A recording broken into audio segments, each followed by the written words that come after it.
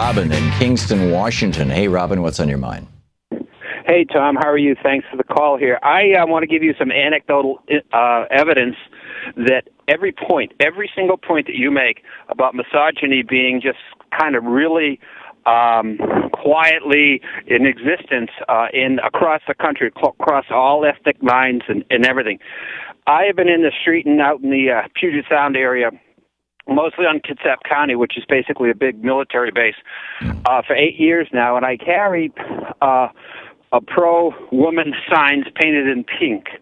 And I will tell you, and I go at busy street corners, and I get a chance to see the responses of people in the car and have some conversations in pedestrian areas. And I will tell you, okay, without any question, that misogyny is deeply existing in most of the men in this country, okay?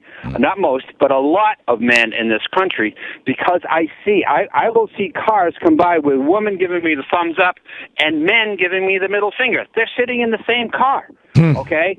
And it's fascinating. So it is impossible for you to overstate the existence and the point of view that you have going, that Donald Trump, okay, has got an extremely good chance to become the next president, and here's why.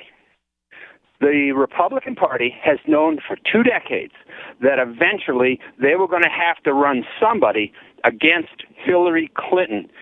The only card they have no other card other than to tap into this latent misogyny. Right, and this is and the first salvo in that is Donald Trump saying that Hillary Clinton is playing the woman card, which is And Tom, I want to make a point, and this is where I firmly disagree with you and everybody else who is sitting there saying that the Republican Party has been caught by surprise, okay, by the advent of Donald Trump. Yeah. This is a lie. When Bill Kristol and Dick Cheney move their lips, lies come out.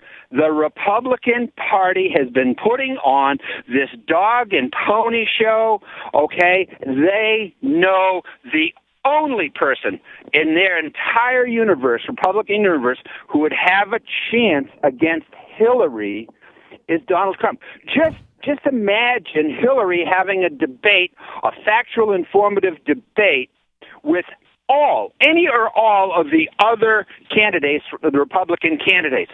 She would wipe the floor. And by the way, I'm a Bernie supporter, okay?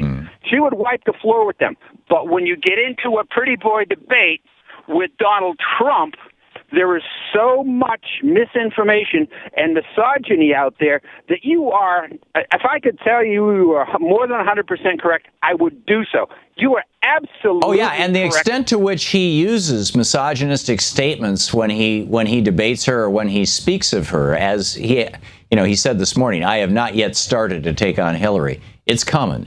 And when he does, he's going to talk about her gender, and he's going to do it in disparaging ways. And the media is all going to go, oh, my God, did he really say that? Oh, my God. And they'll repeat it 40 or 50 times over a day or two, right, so that everybody in America hears what he said. And all these misogynistic men out there, and maybe even a few female-hating women, I guess, I don't know how else you would say it, will say, oh, yeah, Donald Trump, he's, let's say, stuck in the culture of the 1950s. Women will say, yeah, Donald Trump, he's saying the truth. He's, we need an alpha male in there, and all this kind of stuff. And I agree. And here is where subtly Donald Trump has been developing and hooking in misogynistic people, men and women, because there are a bunch of women who come, when they drive by, and I have my pro-woman signs, they give me this middle finger too, and they shake their own head. It's amazing. But the role that Donald Trump played on his You're Fired show, I think I saw it for 5 minutes once. Anyways, he has been cultivating that misogynistic point of view. You want to know why? Because if you're a bossy male, there are enough obedient women in this country to nod their heads and say, yes, I'm going to listen to my massa. And enough, let's be careful here, but enough men who are going to say, yeah, he speaks for me. He's he's not being politically correct. He's saying the real truth and all that sort of thing. And I think that there's a very good chance it'll get him elected president. It concerns me. And that's not to say that we shouldn't be running Hillary Clinton or any woman against him. I think, she's going, of all the women out there, Hillary Clinton is probably better qualified to kick him in the teeth when he does it than anybody else. But I'm telling you that the way the media is going to play it is, the more the media amplifies the, oh my God, Donald Trump just said John McCain shouldn't have gotten caught. Well, there's a whole bunch of people in America going, John McCain probably shouldn't have gotten caught. Was he hot dogging? He had a reputation for that. And it's like, Trump says these things and there's always an audience of people who are going, gee, maybe he's right, And the more, it's the classic Goebbels or Goebbels, I guess it was the propaganda minister, right? The big lie strategy. Tell a big lie, repeat it often enough, and people will believe it. It's like 65% of Americans right now believe that there are death panels in Obamacare. I agree.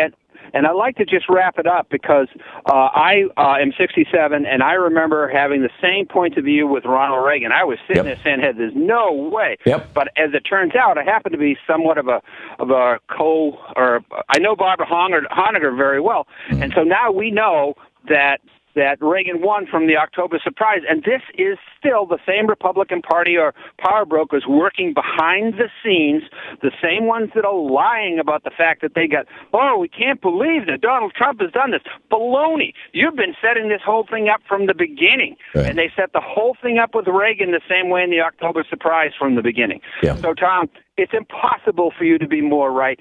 This is such a huge cautionary tale.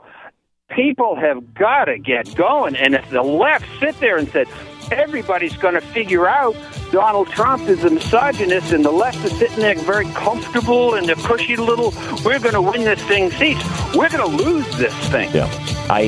Robin, I share your concern. I absolutely do. And thank you. You said it very well. Thanks for the call and thanks for watching the program. To watch more clips from our programs, hit the Watch More Videos button over here. And please be sure to hit the handy-dandy subscribe button so you'll always be up to date. Tag, you're it.